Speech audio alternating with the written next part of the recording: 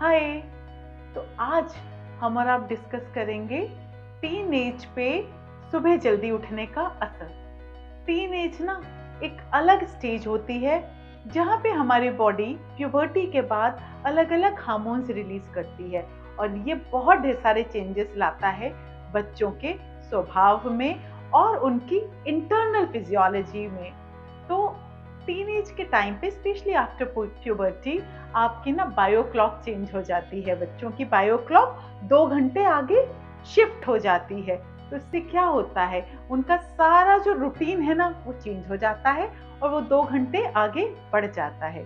तो जैसे कि हमने बात करी, आज हम लोग डिस्कस करेंगे कि बच्चों को सुबह जल्दी उठाने से क्या असर पड़ता है उनके मूड पर, बिहेवियर पर और उनके दिमाग पर।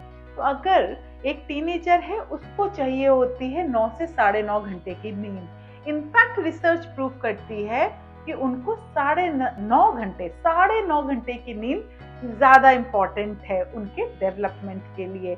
और अब क्या हुआ, उनकी क्लॉक हो गई शिफ्ट। तो पहला रीजन तो ये कि जो बच्चा 8 बजे या 9 बजे सोता था ना, अब उसकी क्लॉक के इंटरनल क्लॉक के हिसाब से वो सोएगा 10 बजे और 11 बजे। और दूसरा, मेरे और स्लीप वाले वीडियो में आपने देखा होगा ना कि हमारी स्लीप डिवाइड होती है नॉन रेम और रेम, यानी रैपिड आई मूवमेंट और नॉन रैपिड आई मूवमेंट। जब हमारी टीनेज होती है उस समय हमारी रेम स्लीप एकदम कम हो जाती है। तो नॉन रेम और रेम में रेम फॉल हो जाती है और नॉन रेम ज्यादा टाइम लेती है। तो इसलिए इनकी जो नींद है ना वो सुबह को ज्यादा आती है, ज्यादा गहरी होती है और रात में ना इनके सोने का टाइम बढ़ जाता है। ये बहुत देर रात तक सोते हैं। ये केवल हमारे यहाँ ही नहीं है, ये हर जगह है। हर जगह के बच्चों में, उसका रीजन से कोई लेना देना नहीं है। इंडिया में भी है, ऑस्ट्रेलिया में भी है और अमेरिका में भी है। इन बच्चों को रात में लेट तक आप लिटा देंगे तब भी ये बिस्तर पर जगते रहेंगे।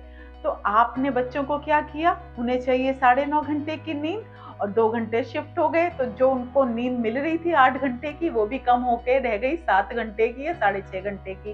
क्योंकि स्कूल का टाइम तो है 7 बजे और 7:30 बजे और बच्चों को सुबह उठना है 5 बजे।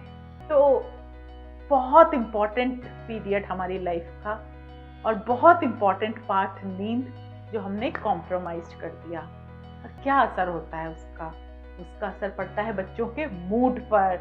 वो बहुत चिड़चिड़े हो जाते हैं, उनका बिहेवियर पर। वो ना रिस्क टेकिंग चीजें जैसे कि स्मोकिंग या अल्कोहल या कोई भी ऐसी चीज जहाँ पे उन्हें थ्रिल या रिस्क लगता है, चाहे गाड़ी ही तेज चलाना क्यों ना हो, वो उसमें जाने लगते हैं।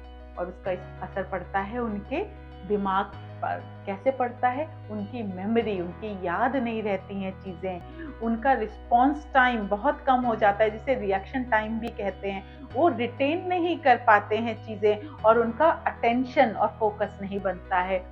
हम मानते हैं ना ये सारी बातें कितनी जरूरी हैं आपकी पढ़ाई के लिए। तो उसका असर क्या होता है, उनके ग्रेड्स कम हो जाते हैं। तो एक बच्चा, हमारा बच्चा जो 6-7 क्लास तक बहुत अच्छा परफॉर्म करता है, सडनली उसकी परफॉर्मेंस में चेंज आ जाता है और हम बच्चे को दोष देने लगते हैं।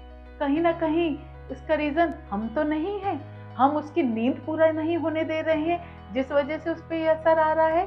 तो ये क्वेश्चन हम लोगों को एक बार अपने आप से जरूर पूछना चाहिए कि क्या वजह है मेरा बच्चे की परफॉर्मेंस चेंज हो गई है और उसका बिहेवियर चेंज हो गया है।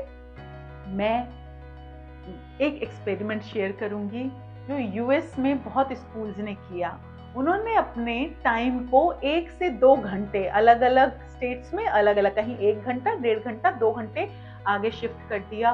और उसका असर हुआ, उनके अटेंडेंस बच्चों की बढ़ गई, उनके स्कोर्स बढ़ गए, उनकी ना रिस्क टेकिंग, यही स्मोकिंग, एल्कोहल नीचे आ गया। और सबसे बड़ी चीज, वहां पर ना जो टीनेज एक्सीडेंट्स होते थे उनमें ड्रास्टिक फॉल हुआ, ड्रास्टिक। तो हमको भी अपने इस स्पेशल एज ग्रुप के लिए कुछ ध्यान देना चाहिए। तो इस ऐसे ही मैंने स्लीप से जुड़े हुए और वीडियोस करे हैं जो आपको मिलेंगे आपके अपने channel decoding health with doctor Sonu Singh पे। और अगर आपके कोई सजेशंस हों या कोई टॉपिक हों जिनके बारे में आप जानना चाहें तो प्लीज मुझसे शेयर करें। Thank you so much.